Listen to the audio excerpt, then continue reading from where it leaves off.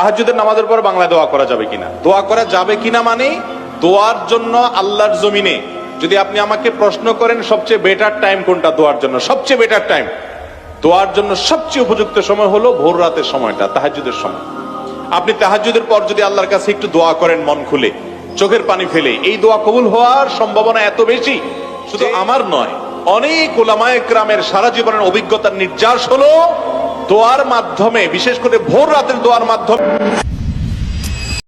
গভীর রাত, চারিদিকে নিস্তব্ধতা।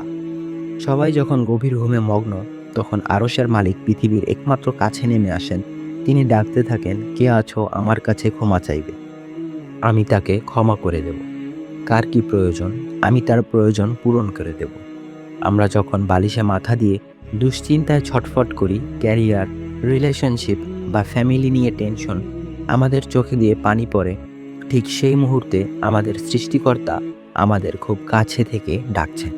কিন্তু আমরা কি সেই ডাকে সাড়া দিচ্ছি? আসসালামু আলাইকুম।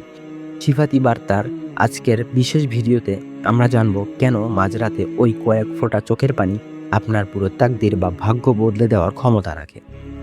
আমরা যখন কোনো বিপদে পড়ি তখন আমাদের প্রথম কাজ হয় প্রিয় কোনো বন্ধুকে ফোন দেওয়া অথবা সোশ্যাল মিডিয়ায় স্ট্যাটাস দিয়ে মানুষের সহানুভূতি খোঁজা। কিন্তু ভেবে দেখেছেন কি, যে মানুষটির কাছে আপনি সাহায্য চাচ্ছেন সে নিজেও কোনো না কোনো অভাবে আছে। সে নিজেই হয়তো অন্য কারোর সাহায্যের অপেক্ষায়। রাসূল সাল্লাল্লাহু আলাইহি ওয়াসাল্লাম বলেছেন, আল্লাহর কাছে হাত পাতলে তিনি খুশি হন, আর মানুষের কাছে হাত পাতলে তারা বিরক্ত হয়। মানুষ আপনার দুর্বলতা জানলে আপনাকে ছোট করবে, কিন্তু আল্লাহ আপনার দুর্বলতা জানলে আপনাকে শক্তিশালী করবেন। আপনি কি কখনো জায়নামাজে বসে নিজের সবটুকু কষ্ট উজাড় করে দিয়ে তাকে বলেছেন, মানুষ আপনাকে বিচার করবে আপনার অতীত দিয়ে, কিন্তু আল্লাহ আপনাকে গ্রহণ করবে আপনার বর্তমান দিয়ে। তাহাজ্জুদ কেন সাধারণ নামাজ নয়? এটি হলো মহান রবের সাথে বান্দার সরাসরি প্রেমের আলাপ। আল্লাহ যখন কাউকে তাহাজ্জুদ পড়ার তৌফিক দেন, বুঝতে হবে আল্লাহ স্বয়ং তাকে তার সাথে কথা বলার জন্য ডেকে নিয়েছেন।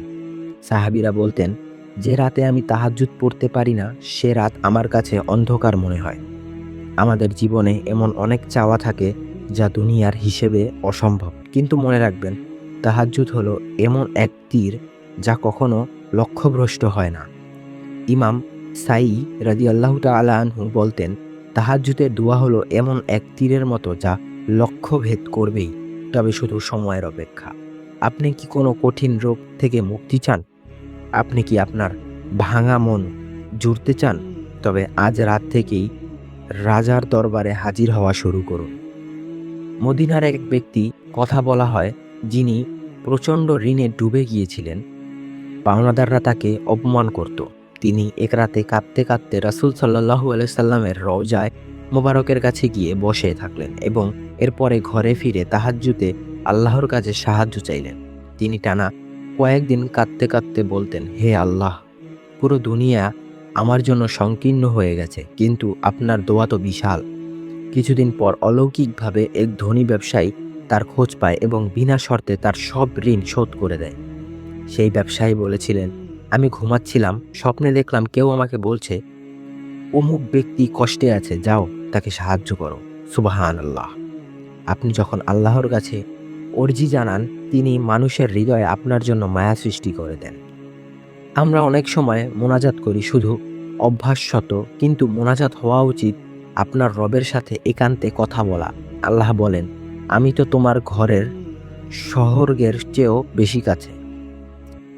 আপনি যখন সিজদায় গিয়ে আপনার কষ্টের কথাগুলো বলেন, তখন আপনার চোখের পানি মাটিতে পড়ার আগেই তা আরশে আজিমে পৌঁছে যায়। পৃথিবীর কেউ আপনার কান্না না দেখলেও তিনি দেখেন। আপনার ভাঙা হৃদয়ে প্রতিটি টুকরো জোড়া দেওয়ার ক্ষমতা শুধু তারই আছে। আজ যে অন্ধকার আপনাকে ঘিরে ধরেছে, বিশ্বাস রাখুন এই অন্ধকারের পরেই তিনি ভোরের আলো দেখাবেন। প্রিয় ভাই ও বোনেরা, এই দুনিয়া একটা মুসাফিরখানা। এখানকার সম্পর্কগুলো স্বার্থের। আজ যে আপনাকে খুব ভালোবাসে, কাল আপনার অভাব দেখলে সে হয়তো দূরে সরে যাবে, কিন্তু আপনার রব আপনাকে কখনো ছাড়বেন না। আপনি হাজারবার গুনাহ করার পরেও যদি একবার ফিরে আসেন, তিনি আপনাকে বুকে টেনে নেবেন। আসুন আমরা আমাদের রাতগুলোকে শুধু স্মার্টফোনে স্ক্রল করে নষ্ট না করি। অন্তত শেষ রাতে উঠে 2 রাকাত নামাজ পড়ি, দেখি না কি হয়। আপনার মনের জমানো সব কথা, সব আক্ষেপ তাকে খুলে বলুন, দেখবেন বুকের ভেতরটার পাথরটা হালকা হয়ে গেছে। আপনার চোখের পানি বৃথা যেতে দেবেন না। মানুষের কাছে চোখের পানি ফেললে তারা আপনাকে দুর্বল ভাববে, আর আল্লাহর কাছে চোখের পানি ফেললে তিনি আপনাকে জয়ী করবেন। সিফাতি বার্তার আজকের এই আলোচনা যদি আপনার মনে সামান্য শান্তি দিয়ে থাকে, তবে ভিডিওটি শেয়ার করে অন্য ভাই বোনদের তওবা করার সুযোগ করে দিন। আপনার একটি শেয়ার হয়তো কারো জীবন বদলে দিতে পারে। আমাদের চ্যানেলে নতুন হয়ে থাকলে সাবস্ক্রাইব করে এই দিনই পরিবারে যুক্ত হন। আল্লাহ আমাদের সবাইকে তার প্রিয় বান্দা হিসেবে কবুল করুন। আমিন। আসসালামু আলাইকুম রহমতুল্লাহি ওয়া বারাকাতুহু।